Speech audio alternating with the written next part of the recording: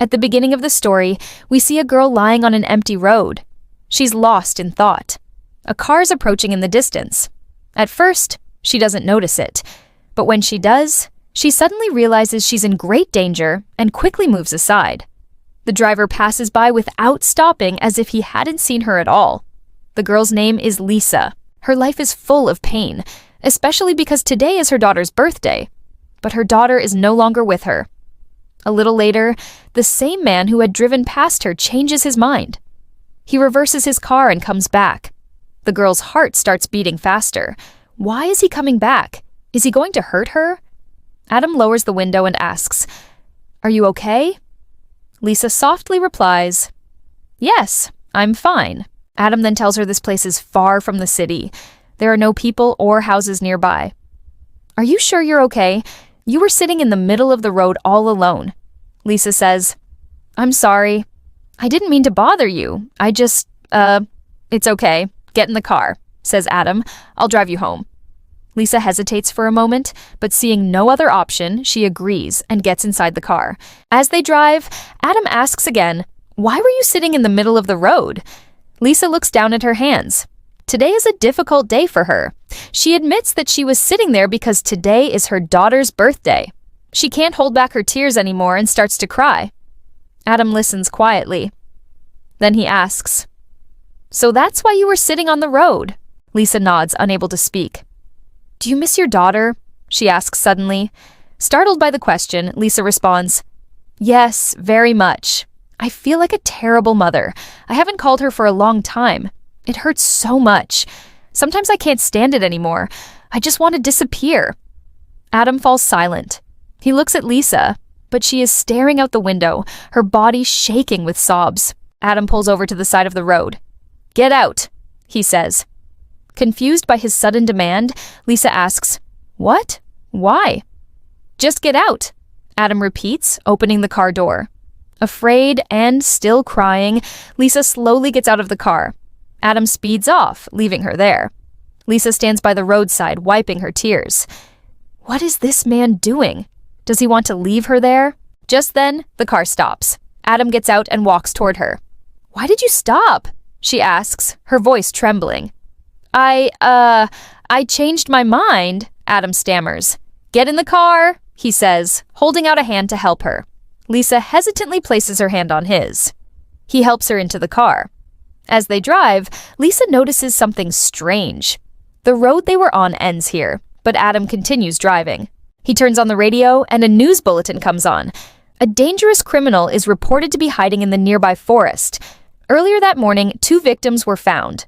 Police have no picture, but the man is described as fair-skinned, driving a brown car and having a cross-shaped mark on his right hand.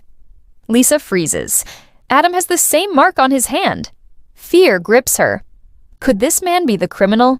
But before she can say anything, Adam suddenly hits the brakes. Lisa hits her head on the dashboard and blacks out. When she opens her eyes, she finds herself inside a strange underground room. Its walls are made of heavy iron. On her wrist is a device, a locked digital watch, that she cannot remove, no matter how hard she tries. The story, so far, hopeless. Lisa begins to cry. Suddenly, the door opens. It's a small tunnel with a faint light shining from the other side. Filled with hope, she steps inside, but the door shuts behind her. Startled, she pulls out her watch. It beeps and starts flashing red. An 11-minute countdown has begun. Lisa runs forward. Up ahead, she spots a gate that's locked. No time to open it. She runs back. The only other way out is this narrow passage between the walls. It's barely wide enough for her to fit through, but she manages to squeeze herself in. Gasping for breath, she looks around. In front of her, the floor is rising. If it closes completely, she'll be crushed. She runs toward the opening, diving just as the floor rises. She has only a hair's breadth to spare. As she moves ahead, she comes across an abandoned suit just like hers and a watch that looks identical to hers. But why? Who was this place meant for? And is she the first person here? Before she can dwell on these thoughts, her watch beeps again. There are 10 minutes left. She pushes forward. A moment later, she comes face to face with heavy metal bars. How is she supposed to get past them? Suddenly, part of the wall opens up, just enough for her to slip through.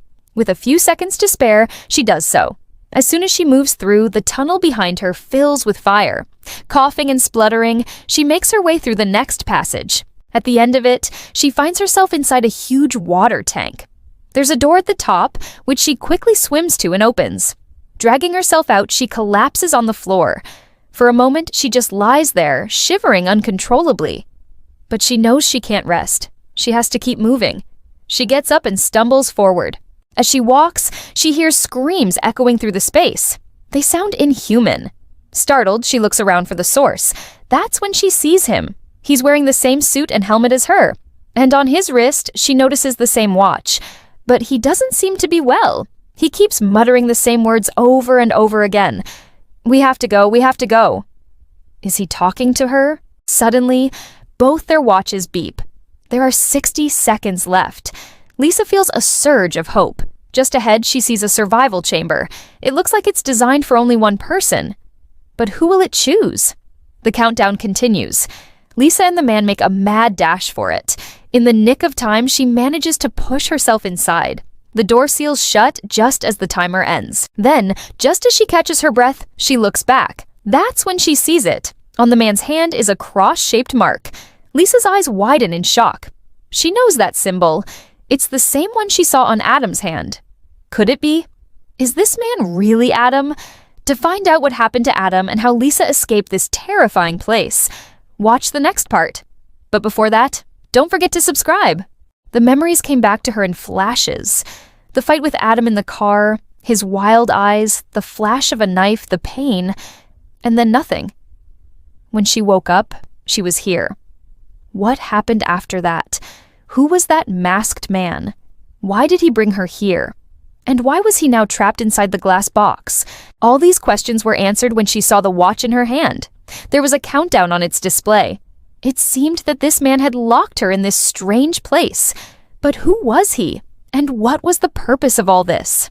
At that moment, the answer came to her in a flash. The man from the car, the man who had attacked her. Adam. But how could this be? How could he have locked her in this place if he was behind the bars? No, that was not true. Adam was not in prison. In fact, he was free, or at least he had been until Lisa knocked him unconscious with a vase. The countdown on Lisa's watch ended. Bursts of scorching steam suddenly erupted from the ground, and flames began to rise around the box. Adam screamed in horror, and for a moment Lisa thought he would disappear. But then the flames subsided, and she noticed something incredible. Adam had vanished from sight. A cold shiver ran down Lisa's spine. Was that what would happen to her when the timer ran out? Shaking slightly, she moved deeper into the labyrinth. And that's when she saw it. A strange machine stood before her, resembling a humanoid robot. Its face looked like a metallic skull, and Lisa instinctively gasped. Would it attack her? Would it rip off her mechanical limbs? But the robot only bent down and with a strange hissing sound began to treat the injury on her knee. With a soft touch, it worked on the wound until it stopped bleeding. Then it used a tool to link to her suit. And in that instant, a flood of memories washed over her. The fight with Adam, his mad attack, the struggle for the knife, and then a searing pain as she was thrown out of the car. But then a beam of white light from the sky had enveloped her, lifting her up. That's when she lost consciousness. It wasn't a kidnapping, not in the conventional sense. Adam had not kidnapped her. This place was not a prison, nor was it a trap. Something had brought her here. But why? To kill her? No, that didn't make sense. Then the memory returned. The last thing she remembered before the light enveloped her was a strange, almost mystical-looking watch in her hand. The same watch that had the countdown. The robot gestured for her to follow. As she moved further into the maze, memories continued to pour in, revealing the whole truth. In the next stage, she found Adam's severed glove, the one she had seen in the car before he attacked her. On the palm side, there were strange markings that glowed faintly. They were identical to the ones on the box that had trapped Adam. As she touched them, the markings lit up, guiding her along hidden paths through the maze. Narrow tunnels, fire, water, various traps, each designed to test her resilience and will to survive. The countdown on the watch was always 11 minutes, and when the timer ended, the challenge would reset. Each time it became more dangerous, more unpredictable. At one point, Adam reappeared. But the man before her was no longer the one she had known. His skin was burned and charred. His eyes were pale like stone. He could not see, but he could hear. Lisa could feel his burning gaze upon her as he slowly approached, but she managed to escape. Several times he came close to her, his heavy steps echoing through the chambers. But Lisa always managed to stay one step ahead. Finally, she reached a dead end. In front of her was a huge chasm filled with spikes. To cross it, there was only one option, a narrow bridge made of chains hanging precariously above the abyss. But the chains were broken. The countdown on Lisa's watch had reached its final seconds. How could she escape this? Just then, a part of the ceiling fell away, and a strong wind began to blow, carrying with it the sound of rushing water. The platform on which she stood started to tilt, and Lisa realized with horror that she was on a giant water wheel. It began to move, dipping into the rising water, and Lisa understood she had only seconds left. She had to do something to stop the wheel and reach the other side. Otherwise, she would be swept away by the current. Lisa's ordeal is far from over. Just when it seems like she might be free, she suddenly sees an image of her dead daughter Nina standing before her. Nina calls to her, "Don't leave me alone again. Come with me." But Lisa knows her child is no longer alive. With tears in her eyes, she whispers, "My path is through the other tunnel." She moves forward, leaving the vision behind. And now Lisa is finally free, or so she thinks. What she doesn't know is that this freedom is only an illusion. But even that didn't break her spirit. She kept going forward, though what lay ahead were enormous moving blades that swung up and down like obstacles in some gigantic machine. Still, Lisa summoned all her remaining strength and crossed one blade after another. The last one injures her foot, but adrenaline and sheer willpower keep her going. Finally, she sees open sky above her and reaches out her hand, only to touch a screen. Everything had been an illusion. The tunnel didn't lead to freedom. It led to another prison. Seeing this breaks her spirit. "I did everything," she murmurs, "and still there's no freedom." She begins to laugh, but not a cruel laugh. It's the laugh of disbelief, the laugh of someone who has lost all hope. Just then, instead of fire, a brilliant light descends from above and envelops her. It lifts her upward. When she opens her eyes, she finds herself in a place like nothing she could have ever imagined.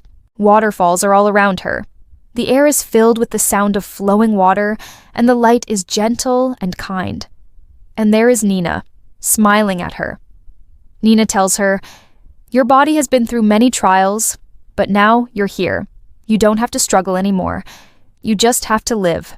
Only then does Lisa realize that the trials she faced were not just a trap, they were a journey through her own guilt and pain. Though her physical body remained trapped in the dungeon, her spirit had been set free. And now she is somewhere where she and Nina can be together again. Lisa and Nina embrace, and Lisa can feel Nina's love enveloping her like a warm blanket. It's a feeling she hasn't experienced since Nina was alive. She knows she'll never have to face those terrifying trials again. Now she is in a place where there is only peace. Do you think Lisa's ordeal was just a trap set by the cult, or was there something more to it? What do you think the trials symbolized? Let us know your thoughts in the comments below. We also want to hear your opinions on the ending. Do you think it was a fitting conclusion to Lisa's story? The story had a lot of plot twists, didn't it? If you liked it, give it a thumbs up and share it with your friends. Don't forget to subscribe so you don't miss any new videos. Now, check out this video and see how Lisa managed to escape the cult leader's trap. Until next time, stay safe and take care.